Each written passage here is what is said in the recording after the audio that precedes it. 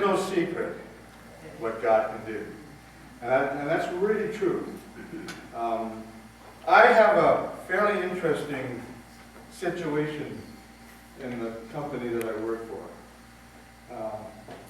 I have an atheist, and 2 Muslims, and another Christian that sits for coffee.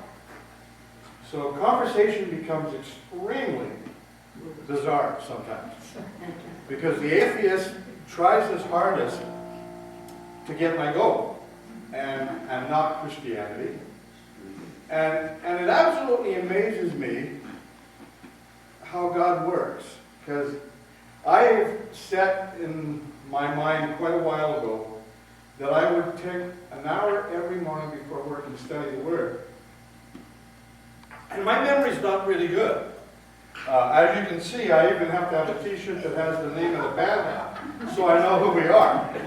And so memorizing scriptures isn't an easy thing. But I'm amazed that when I need to have that word, the Lord brings it in.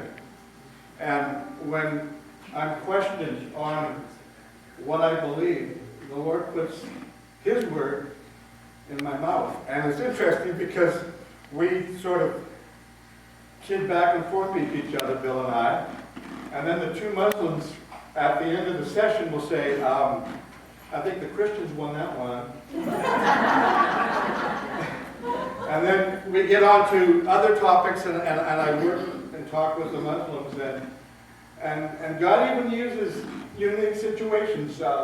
Syed, one of the fellows, was having some difficulty, and he happened to mention in the coffee time that he was really having trouble at home, and he's been praying to Allah, and it doesn't seem that his prayers are being answered.